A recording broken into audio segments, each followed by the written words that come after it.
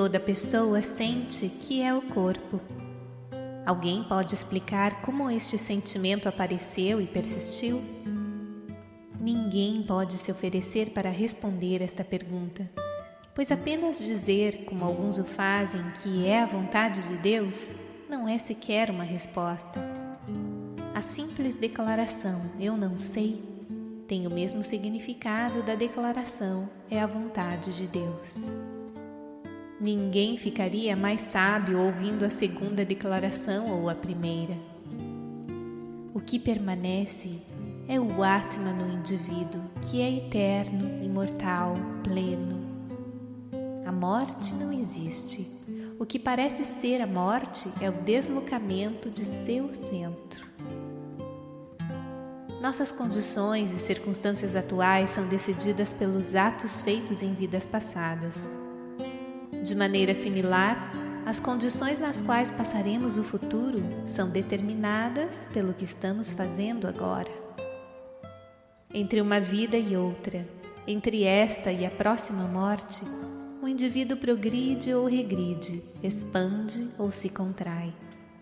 Como uma frágil embarcação em um mar tempestuoso, o homem escala o topo da crista espumante de uma onda gigantesca e no próximo momento é jogado com toda a velocidade no vale mais profundo. A subida e a descida são consequências inevitáveis de seus bons e maus atos.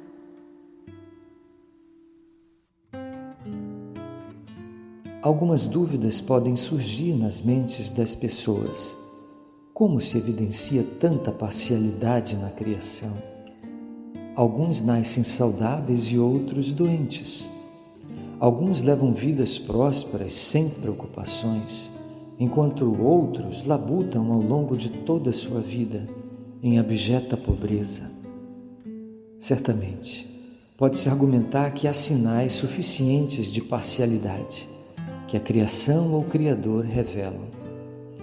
Deve ficar claro que a vida floresce da morte. A vida baseia-se na morte. Uma coisa viva consome outra para que possa viver. Os fortes pisoteiam os fracos. Esta história de terror continua incessantemente. Esta é a verdadeira natureza deste mundo.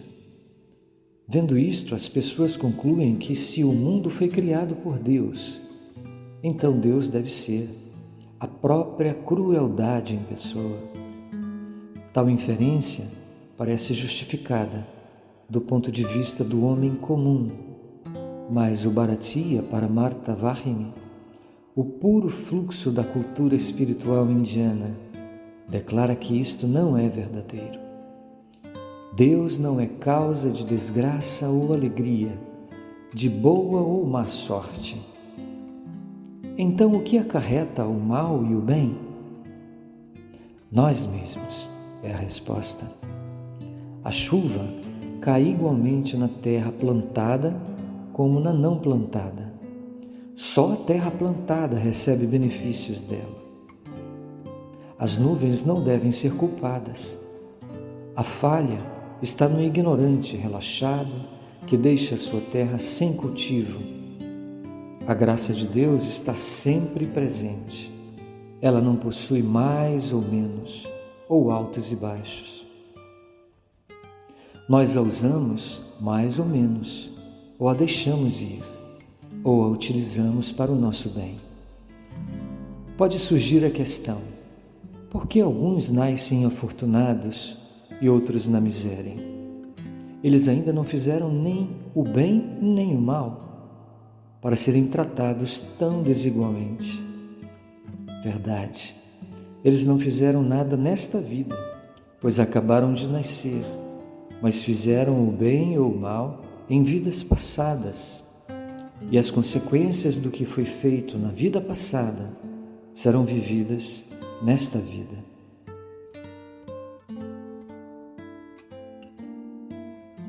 Não podemos pensar sem palavras.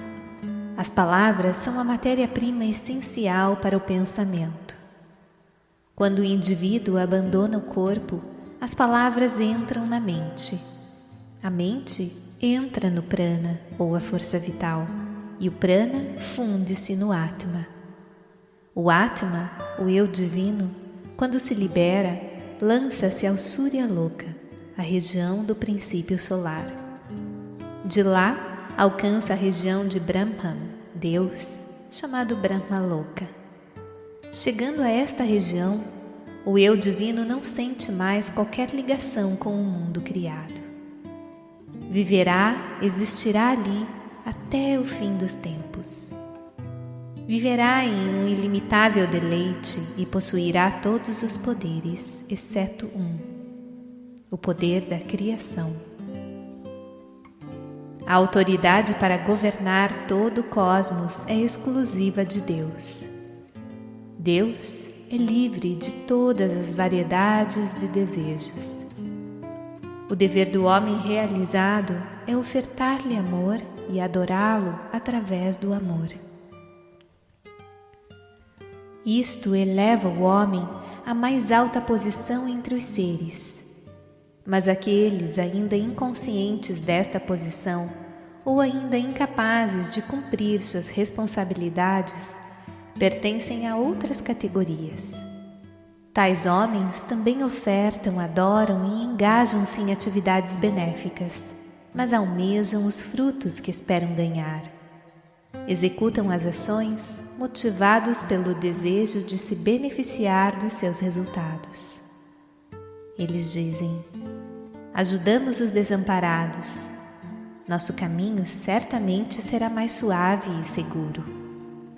Libertamos os oprimidos e por isso evitaremos os dissabores do caminho. Cantamos em coro a glória do Senhor e assim estamos certos do paraíso. Esses são os cálculos de pessoas desta natureza que se engajam em boas ações. Quando elas abandonarem seus corpos, ou seja, quando morrerem, suas palavras se fundirão em suas mentes se fundirão em seu prana, e o prana, dali em diante, se fundirá na centelha divina, que viajará para a região do princípio lunar, Chandraloka, ou seja, a região da divindade que preside a mente, sugerindo que elas terão que entrar novamente no reino da mente, com todas as suas agitações e confusões, necessidades e desejos. No Chandraloka, tais indivíduos desfrutarão alguma satisfação e deleite, enquanto a consequência de suas boas ações durarem. Porque é dito nas Escrituras: quando o mérito adquirido é desfrutado, entram novamente no mundo dos homens mortais. A alma individual entra em um novo corpo equipado com órgãos sensoriais, etc., apropriado às consequências merecidas de seus atos em seu corpo anterior, e inicia outra carreira de vida. A morada da alma em Chandraloka é a que os hindus se referem como o tempo passado como um deva, semideus, no paraíso, ou como um anjo, conforme as religiões cristã e islâmica. O nome Devendra, concedido ao senhor desses devas, é uma indicação de uma posição de autoridade.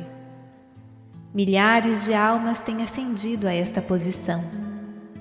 De acordo com os Vedas, quando o bem mais elevado é cumprido, esta pessoa é elevada à posição de Devendra. A alma elevada, previamente a esta posição, descerá ao mundo e retornará à sua carreira em forma humana.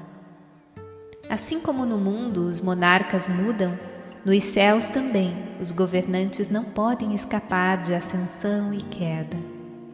Os residentes dos céus também estão sujeitos à lei de altos e baixos. Somente o Brahmaloka, a morada de Deus, está livre de nascimento e morte, ascensão e queda, altos e baixos. Esta é a doutrina básica do pensamento indiano, seu néctar eterno que presenteia a humanidade.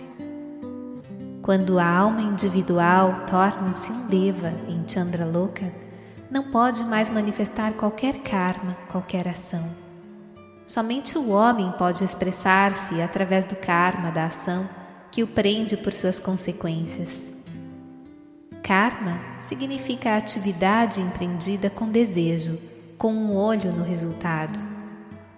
Quando a alma se encontra em Chandraloka, em estado angelical, está contente e satisfeita, e então não ansiará por alguma atividade para obter prazer ou atingir algum sucesso. A estadia neste mundo é o prêmio assegurado pelos seus bons atos realizados no passado, ou pode ser a recompensa por tal bondade. Quando o deleite emanado dessas boas ações é usufruído e se esgota, o equilíbrio da consequência acumulada tem que ser sofrido e, portanto, o Atma, a centelha divina, precisa retornar como homem à Terra. Assim, atingindo o mais alto bem e empreendendo atos da mais elevada potência de mérito, ele pode limpar seu coração e alcançar a morada de Deus, de onde já não há volta. A palavra Naraka, inferno, não pode ser encontrada em nenhum lugar nos Vedas. A concepção de inferno é alheia ao pensamento espiritual dos indianos. Essa ideia de inferno e suas várias descrições são todos suplementos feitos mais tarde nos Shastras e nos Puranas. Os autores destes textos acreditavam que a religião ficaria incompleta se o inferno não fosse postulado. Estabeleceram diversas torturas como parte do inferno, mas colocaram um limite para a dor por ele infligida. Declararam que não pode haver morte no inferno. O propósito para o qual o inferno fora criado foi incitar medo no povo para fazê-lo desistir do pecado. Mas o Advaita não postula céu ou inferno. Se preocupa apenas com a escravidão e libertação, ignorância e iluminação. É conhecido como Vedanta. Não há fé mais elevada do que a representada pelo Vedanta.